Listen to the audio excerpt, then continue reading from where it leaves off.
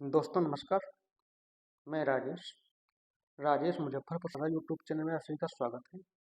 अगर आप चैनल पे नए हैं तो चैनल को सब्सक्राइब जरूर करें और वीडियो को लाइक करें, शेयर करें, कमेंट करें।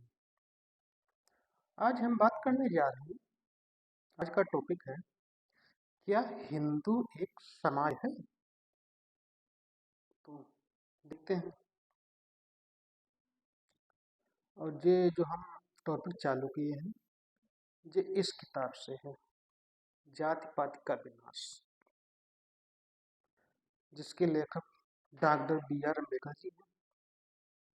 तो चलिए शुरू करते हैं। सबसे पहले हमें यह मानना होगा कि हिंदू एक मिथक है। हिंदू शब्द अपने आप में विदेशी नाम है। यह नाम मुसलमानों ने यहाँ के निवासियों को अपनी पहचान के लिए दिया था। मुस्लिम आक्रमणकारियों के आने से पहले किसी भी संस्कृत के ग्रंथ में हिंदू शब्द नहीं मिलता।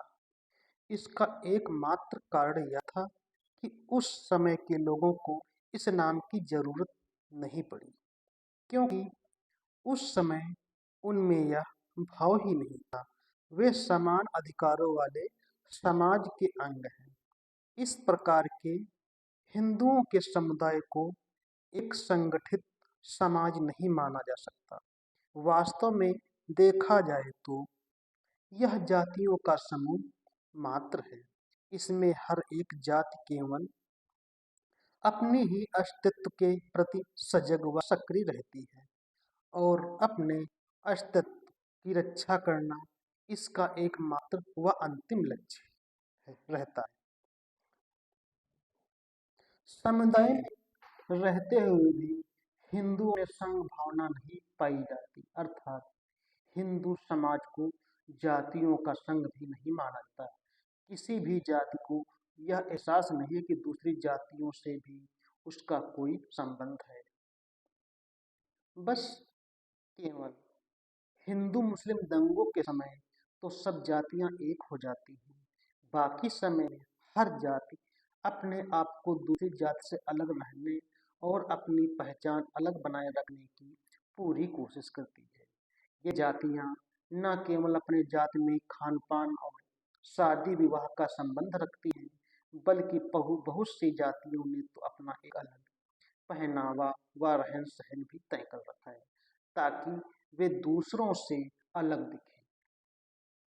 भारत में विदेशी सैलानियों का मनोरंजन करने वाले असंख्य तरह के पहनावे देखने को मिलते हैं। उनका कारण यह भी बहुत सी जातियां होना है। सच्चाई तो यह है कि एक आदर्श हिंदू वही है जो चूहे की तरह बिल्ले रहने वाले उस चूहे की तरह है जो अन्य लोग संपर्क में आकर मेल मिलाप नहीं करना चाहता। हिंदुओं में सामूहिक चेतना की भारी कमी पाई जाती है। हर एक हिंदू में जो चेतना है वही उसकी जात की चेतना है, सामूहिक चेतना नहीं। यही कारण है कि हिंदुओं को एक समय या राष्ट्र नहीं कहा जा सकता। फिर भी ऐसे काफी भारतीय हैं जिनकी देशभक्ति उनको यह मानने की स्वीकृति नहीं देती कि भारत एक राष्ट्र नहीं, बल्कि यह तो केवल विभिन्न समुदायों के असंगठित लोगों की भीड़ है। वे इस बात पर जोर देते हैं कि ऊपर दिखाई पड़ने वाली अनेकता के पीछे आधारभूत एकता है जो हिंदुओं के जीवन को प्रभावित करती है। यह एकता पूरे भारत में हिंदुओं के आदतों, रिवाजों, परंपराओं, आस्थाओं, विश्वासों और विचारों की समानता में व्याप्त है। लेकिन इसी के कारण इस नतीजे पर नहीं पहुंचा जा सका कि हिंदू एक समाज का निर्माण करते हैं। ऐसा सोचना किसी समाज के गठन में आवश्यक अवयवों को समझने में गलती का परिणाम होता है। शारीरिक रूप से रहने वाले मनुष्य जैसे समाज का निर्माण नहीं करते, जैसे समाज का कोई सदस्य अन्य लोगों से दूर रहकर भी समाज की सदस्यता नहीं होता, इसी प्रकार एक समान आदतों, परंपराओं, आस्थाओं और विचारों का होना लोगों को एक समाज के रूप में संगठित करने के लिए काफी नहीं है। वस्तुएं केवल भौतिक रूप से ईंटों की तरह एक दूसरे इंसान को दी जा सकती है। इसी प्रकार एक समुदाय की आदतों, परंपराओं, विश्वास व विचार दूसरों समुदाय द्वारा अपनाए जा सकते हैं। इस तरह दोनों में समानता का आभास हो सकता है।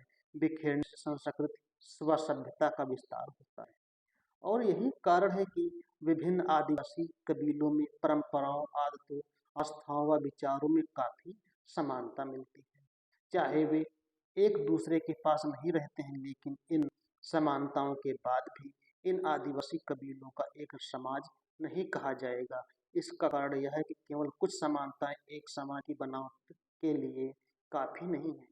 लोगों के मिलने से समाज का निर्माण होता है, क्योंकि उनके पास कुछ चीजें ऐसी हैं जिन पर सबका समान अधिकार है।